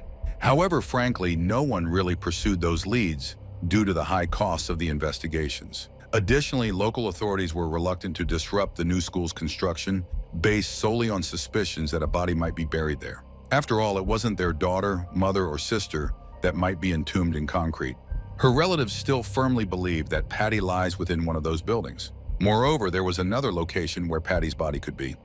In 2006, the owner of a small plot in Pleasanton reported to the police that around the time of Patty's disappearance, he noticed that JR's company had been digging a hole. The workers claimed that they had excavated it to dispose of construction debris. Unfortunately, this lead also went nowhere because the site was too close to a cemetery, which would have confused the cadaver dogs that could have helped locate a body. Additionally, several years later, neighbors of Patti recalled hearing heavy trucks on the day of her disappearance, similar to those used in construction. However, the owners of the property did not allow a search to be conducted. It was only in 2014 when the house was purchased by new owners. Since JR was never charged with anything, he gained full custody of Patty's 3 children and ultimately moved out of Texas, changing his last name. He remarried but later divorced his second wife. Tragically, he completely cut off contact between Patty's family and the children. This deeply saddened her relatives, as they lost not only Patti, but also the 3 children they loved dearly. Although the children are now adults, they have not attempted to reach out to their mother's family. Notably, while the boys were playing outside on that fateful day, Their older sister, Brittany, was in a nearby room playing. At just 9 years old, she could have shed light on the events of that day, but it seems she was never consulted about it. In 2005, JR officially declared his wife deceased and attempted to collect her insurance. In response, Patty's family filed a lawsuit against him, alleging that her death was due to his actions. The case was settled later that year, with the funds frozen in an account awaiting the children's adulthood. However, there were no legal repercussions for JR. Patty's new boyfriend, Gary, was never considered a suspect. He tragically died in a car accident just a couple of years later. Although Patty's family continued their search for her, they faced failure and disappointment at every turn. The police never ceased their investigation into the case. In 2008, investigators revealed that they believed at least 3 people may have been involved in Patty's murder. 4 years later, they disclosed an even more intriguing development. A female DNA profile, not belonging to Patty or any of her relatives, had been found in her minivan. Detectives stated that they were almost certain of the DNA's identity, but they did not disclose the name. Regardless, they lacked sufficient evidence to obtain a DNA sample from this woman. The most popular theory regarding the events of that day suggests that Patti and JR had a heated argument because he couldn't accept her happiness in a new relationship. Either before or after he asked Marilyn to take the kids away, he may have killed Patti, possibly with a knife, given the amount of blood. He then concealed her body in the under-construction school. He left Patty's meticulously cleaned minivan on the roadside with an allegedly flat tire in a spot where it would be quickly discovered. Additionally, he thoroughly cleaned the crime scene in their home. Unfortunately, he had ample time to do so. And if, as the police assert, he had accomplices, such as his sister Marilyn, then the likelihood of successfully covering up the crime increased. However, these remain mere speculations circulating online, and the police have yet to find any concrete evidence. Patty's family vows not to give up until they uncover the truth about what happened to her. But sadly, with each passing year, the chances of bringing any potential criminals to justice diminish.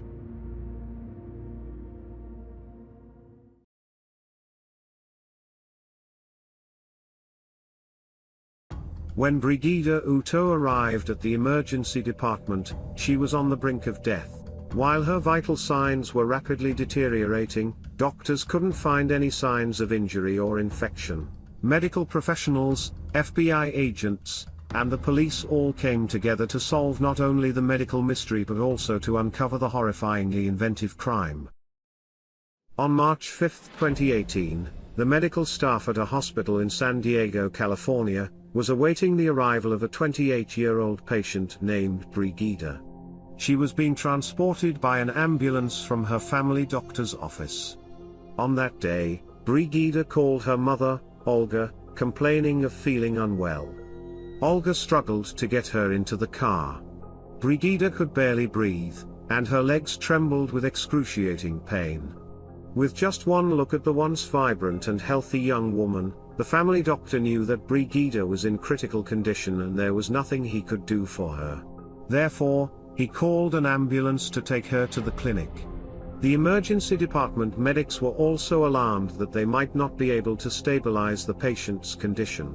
Brigida was in unbearable pain, could hardly see anything, could barely speak, and had no sensation in her feet or hands. But the most puzzling symptom was that her once beautiful chestnut hair was falling out in clumps. The doctors began their work. They quickly determined that there were no external signs of trauma on her body. No bruises, wounds, or indications of infection. The cause of her illness was internal. Brigida's mother explained that her daughter had been suffering from sudden episodes of nausea, fatigue, and excruciating pain for several months. The symptoms would occur suddenly without any warning, causing her to spend days in bed. Brigida could barely take care of herself, let alone her husband and young son. Various specialists she consulted were at a loss, unable to understand what was afflicting her. Her symptoms did not match any known illness. One doctor even told her that her case was how critical days manifest. Finally, the doctors concluded that it was a result of stress and prescribed her tranquilizers.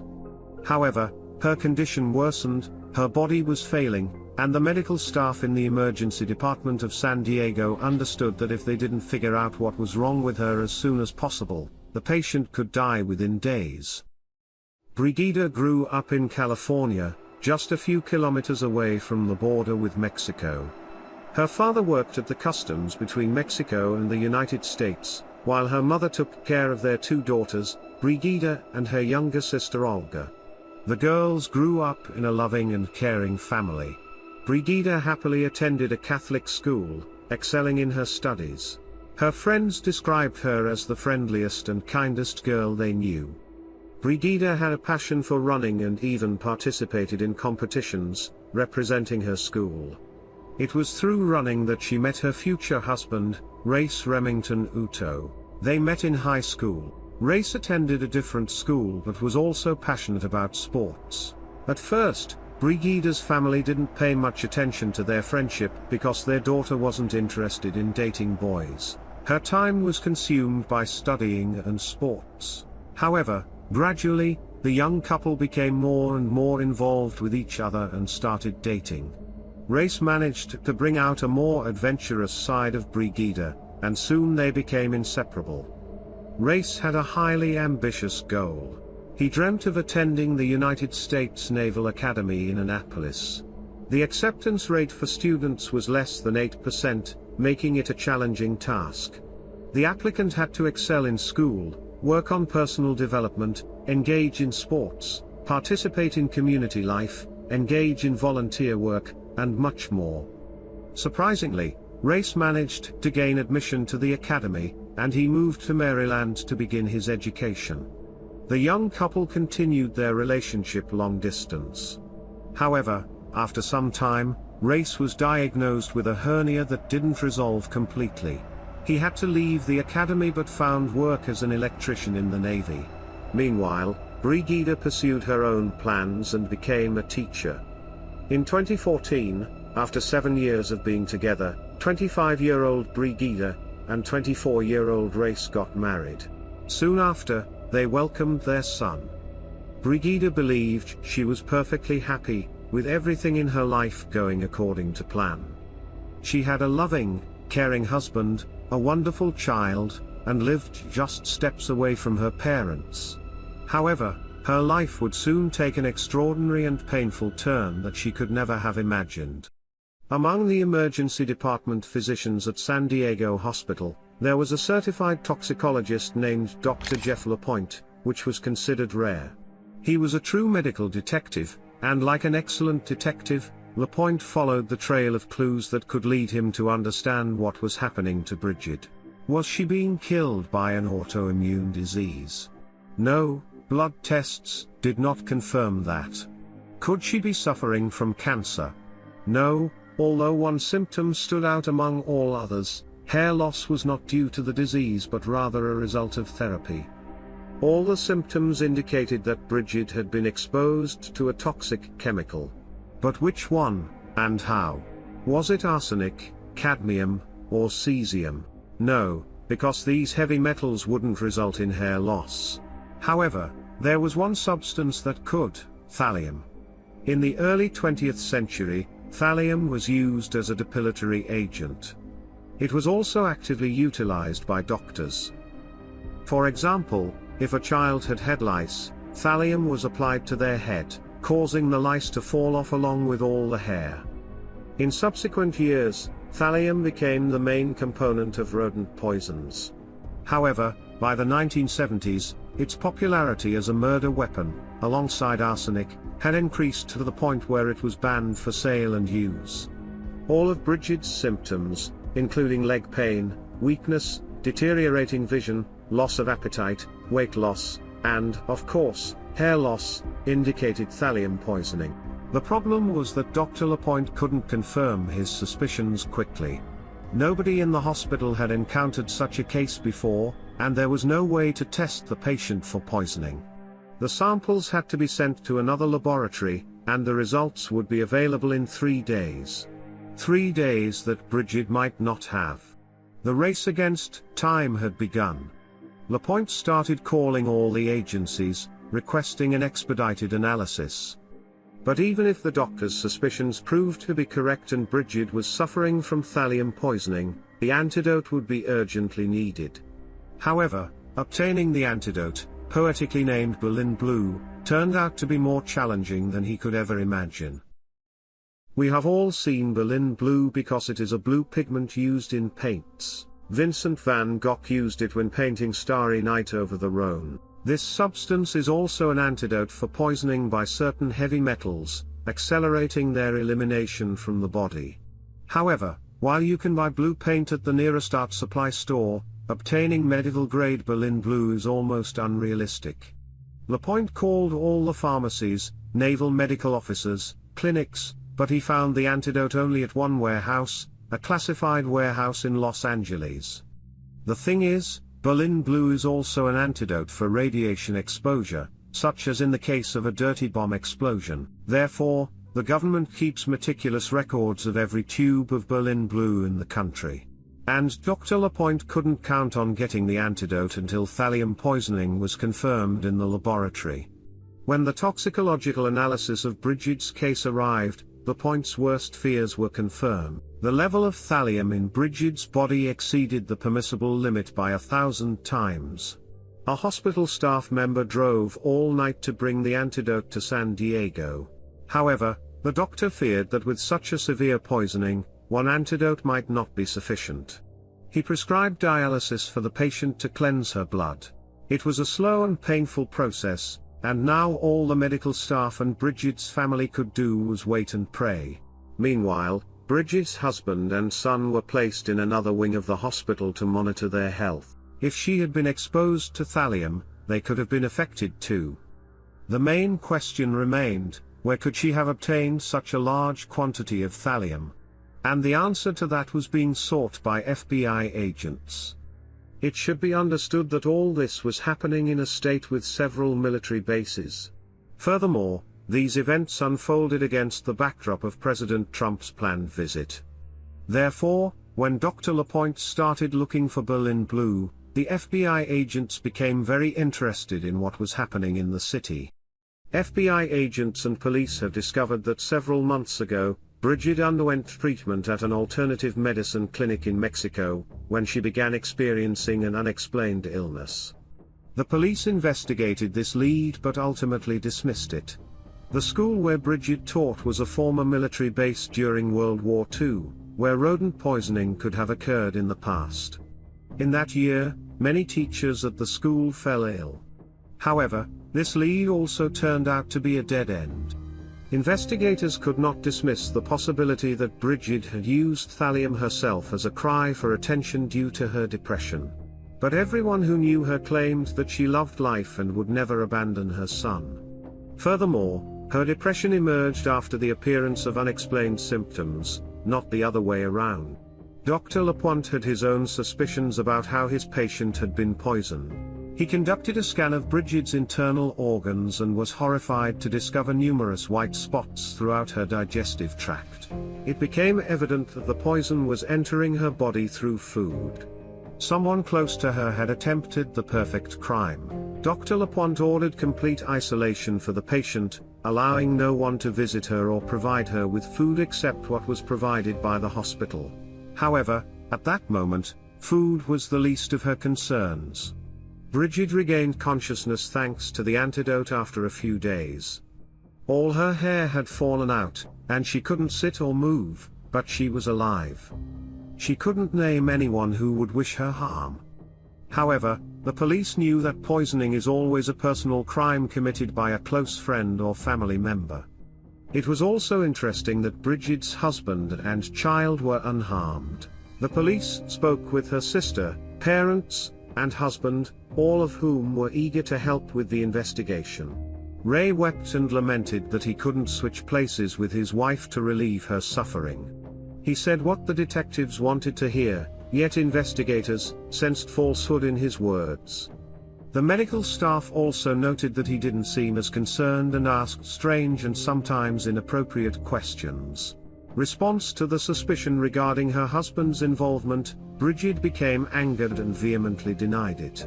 She insisted that Ray had been caring for her when she was unwell, taking care of their son and bringing her to the hospital. Furthermore, he would prepare meals when she lacked the strength to get out of bed. However, during the conversation with Bridget, the investigators learned something that sent chills down their spines. Ray had a rather unusual hobby. He enjoyed collecting rare seeds of poisonous plants. This piqued the police's interest, and after 16 days of Bridget's hospitalization, the police gathered enough evidence to search their home. Ray opened the door and appeared somewhat agitated. The detectives asked him to hand over all the family's gadgets, and he willingly surrendered all the phones and laptops. However, he couldn't help but notice that all the search histories on the devices had recently been cleared. Despite the supposedly deleted data on his phone, the police found 2 books in Ray's mobile: Criminal Poisoning and The Poisoner's Handbook. According to the Poisoner's Handbook, thallium gives the poisoner the ability to control how quickly their victim dies. The poisoning presents itself as a medical enigma, with the patient slowly deteriorating for unknown reasons. There were even more intriguing discoveries.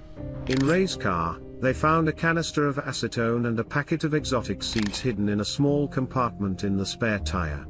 Additionally, Bridget's sister handed over a black garbage bag that she retrieved from the trash bin, as their mother noticed Ray throwing it away just before the police arrived.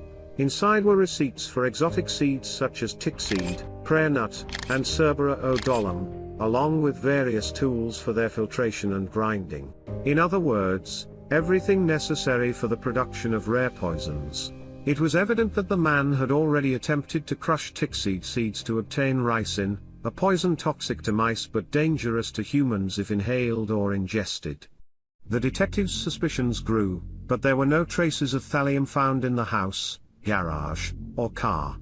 Therefore, there was no basis for arresting Ray. All they could do was share their suspicions with Bridget and ask her not to return home. She still couldn't believe their words, but she didn't object to the continuation of the investigation. The investigators continued to dig deeper and discovered a possible motive for the murder.